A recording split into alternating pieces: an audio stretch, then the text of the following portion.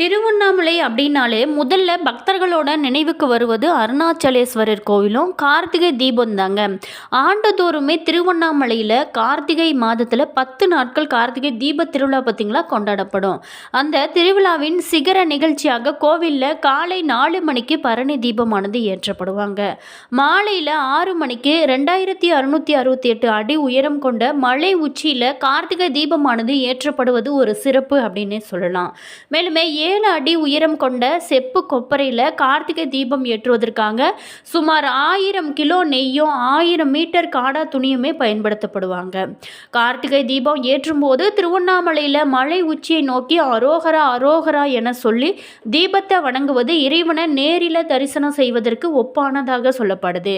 அதே சமயம் திருவண்ணாமலையில் இருக்கக்கூடியவங்க தங்களோட வீடுகள், கடைகள், நிறுவனங்களில் தீபம் ஏற்றி வணங்கியுமே மகிழ்வாங்க. பல பேருமே தாங்கள் நிற்கும் இடங்களிலேயே தேங்காய் உடைத்து தீபம் ஏற்றி வணங்குவாங்க. திருக்கார்த்திகை தினத்தின்னைக்கு ஏற்றப்படும் மகா தீபமானது 11 நாட்கள் தொடர்ந்து எரிந்து கொண்டே இருக்குங்க. மேலுமே முதல் நாளில் திருவண்ணாமலைக்கு செல்ல முடியாத பக்தர்கள் அடுத்த நாட்களில் தீப தரிசனம் செய்யலாம். திருவண்ணாமலை தீப ஒளியானது சுமார் 20 கிலோமீட்டர் தொலைவுக்கு தெரியும் ஒரு அற்புதமான நிகழ்வு அப்படின்னே சொல்லலாம்.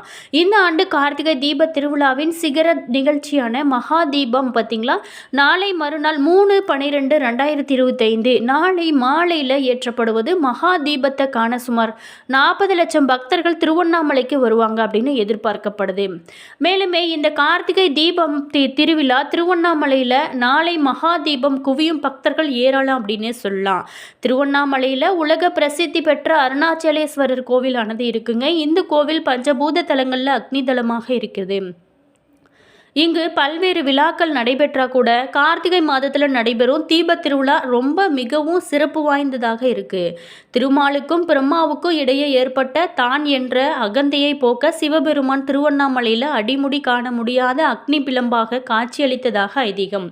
அந்த நாளை தான் நாம கார்த்திகை தீப திருவிழாவாக கொண்டாடப்பட்டு வரோம். திருவண்ணாமலை அருணாச்சலேஸ்வரர் கோவில் பின்புறம் இருக்கக்கூடிய அண்ணாமலையார் மலை என்று பெயர் சூட்டி அழைக்கப்படும் 2668 அடி உயரம் உள்ள மலையே சிவனாக வணங்கப்பட்டு வருதுங்க. சிவபெருமான் அக்னி பிளம்பாக காட்சி கொடுத்ததுனால அதனை போற்றும் வகையில் கார்த்திகை தீபத்தினைக்கு இந்த மலை உச்சியில் மகா தீபமானது ஏற்றப்படுது. கார்த்திகை தீப திருவிழா 10 நாட்கள் நடைபெறும் விழாவாகுங்க. இந்த ஆண்டுக்கான கார்த்திகை தீப திருவிழா கடந்த 24ஆம் தேதி கொடியேற்றத்துடன் தொடங்கியது. மேலுமே விழாவை முன்னிட்டு தினமுமே காலையில் விநாயகர் சந்திரசேகர வீதி உலாவும், இரவுல பஞ்சமூர்த்திகளான விநாயகர், வள்ளி தெய்வானையுடன் முருகன், உண்ணாமலை அம்மன் சமேத அருணாச்சலேஸ்வரர், பராசக்தி அம்மன், சண்டிகேஸ்வரர் வெவ்வேறு வாகனங்களில் வீதி உலா பக்தர்களுக்கு அருள்பாலித்து வராங்க. மேலுமே கார்த்திகை தீப திருவிழாவின் முக்கிய நிகழ்ச்சியான மகா தீபம் பார்த்திங்களா நாளை புதன்கிழமை மாலை 6 மணி அளவில் 2268 அடி உயரம் மலை உச்சியில் மகா தீபமானது ஏற்றப்படுகிறது. நாளை மகா தீபம் ஏற்றப்படுவதை முன்னிட்டு அதிகாலையிலேயே கோவில் நடையானது திறக்கப்பட்டு பஞ்சமூர்த்திகளுக்கு சிறப்பு அபிஷேகம், அலங்காரம், தீபாராதனை இது எல்லாமே சிறப்பாக நடைபெறும். தொடர்ந்து பார்த்திங்களா அதிகாலை 4 மணி அளவில் சாமி சன்னதியில் இருக்கக்கூடிய அர்த்த மண்டபத்தில் பரணி தீபம் ஏற்றப்படும். மாலையில் பஞ்சமூர்த்திகள் சாமி சன்னதி முன்பாக உள்ள தீப தரிசன மண்டபத்தில் எழுந்தருள்வாருங்க. மேலுமே அதனை தொடர்ந்து 6 மணிக்கு ஆண்டுக்கு ஒரு முறை மட்டுமே அழகாக காட்சி தரும் அர்த்தநாரீஸ்வரர் சுவாமி சன்னதியில் இருந்து ஆடியபடியே கொடிமரம் பக்தர்களுக்கு காட்சி தருவார். அர்த்தநாரீஸ்வரர் காட்சி தந்ததும் சரியாக மாலை 6 மணிக்கு சுவாமி சன்னதி முன்பாடி அகண்ட தீபமானது ஏற்றப்படும். அதே நேரத்தில் மலை உச்சியில் மகா தீபமானது ஏற்றப்படுங்க. அப்போது கோவிலில் கூடியிருக்கும் பக்தர்கள் அண்ணாமலையாருக்கு அரோகரா, அண்ணாமலையாருக்கு அரோகரா அப்படிங்கிற பக்தி கோஷத்தோட சாமி தரிசனமானது செய்வாங்க.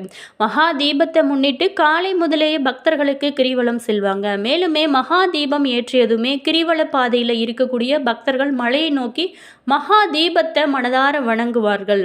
மேலுமே மகா தீபம் ஏற்றப்படும் நாளில் திருவண்ணாமலை மற்றும் சுற்றுப்புற கிராமங்களில் வசிக்கும் பொதுமக்கள் மழையில் தீபம் ஏற்றும் வரைக்குமே தங்களோட வீடுகள்லையோ வியாபார நிறுவனங்கள்லையோ மின் விளக்குகள் போட மாட்டாங்க.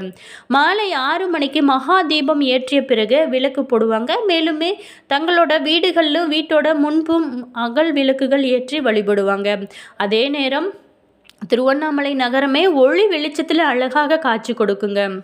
மேலுமே மகா தீபம் ஏற்றியதுமே திருவண்ணாமலை மற்றும் சுற்றுப்புற கிராமங்கள்ல இருக்கக்கூடிய பொதுமக்கள் வீடுகள் மற்றும் வியாபார நிறுவனங்கள்ல அகல் விளக்குகள் ஏற்றி மழையை நோக்கி வழிபடுவாங்க. இந்த ஆண்டு மகா தீபத்தினைக்கு சுமார் 40 லட்சத்திற்கும் மேற்பட்ட பக்தர்கள் வருகை தருவாங்க அப்படின்னு எதிர்பார்க்கப்படுது. மேலுமே வழக்கமாக தீபத் திருநாள் அன்னைக்கு தீபத்திற்கு மறுநாள் பௌர்ணமியானது தொடங்கும். அதன்படி இந்த ஆண்டு 4ஆம் தேதி வியாழக்கிழமை காலை 7:18 மணிக்கு பௌர்ணமி தொடங்கி மறுநாள் 5ஆம் தேதி வெள்ளிக்கிழமை காலை 5:37 மணிக்கானது நிறைவடைகிறது.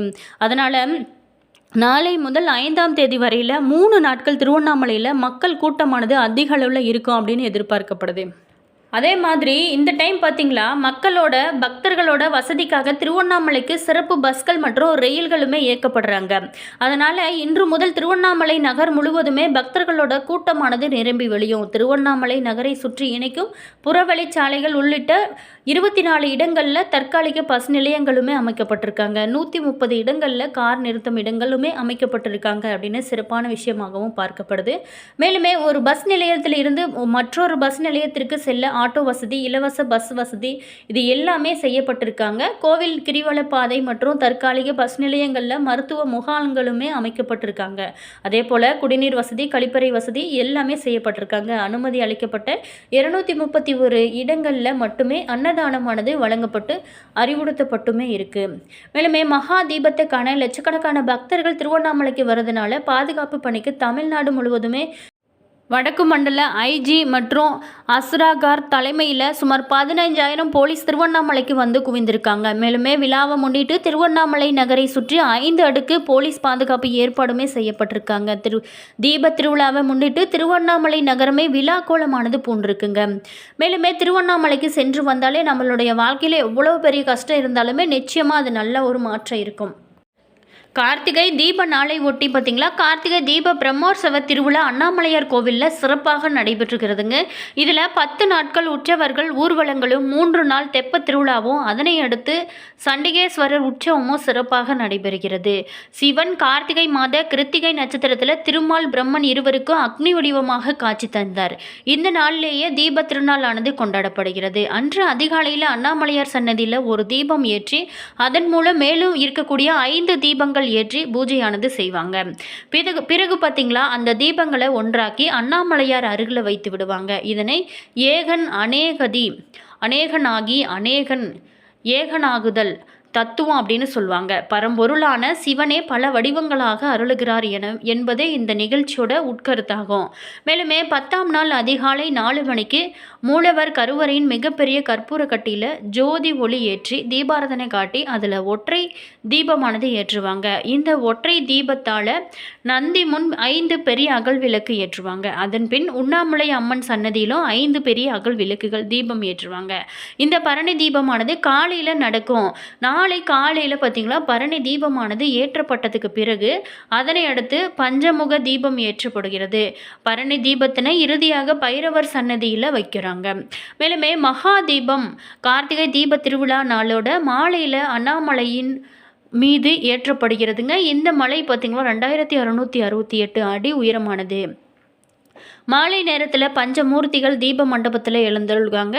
அவங்கள தொடர்ந்து பார்த்திங்களா வருடத்திற்கு ஒரு முறை மட்டுமே அழகாக காட்சி தருகிற அர்த்தநாரீஸ்வரர் உற்சவ கோலமானது தீப மண்டபத்திற்கு எடுத்து வரப்படுவாங்க.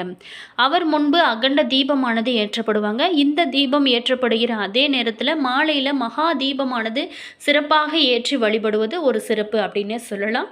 அனைவருமே திருவண்ணாமலை ஏற்றதுக்கு அப்புறம் தீபம் ஏற்றுவது ரொம்ப சிறப்பு.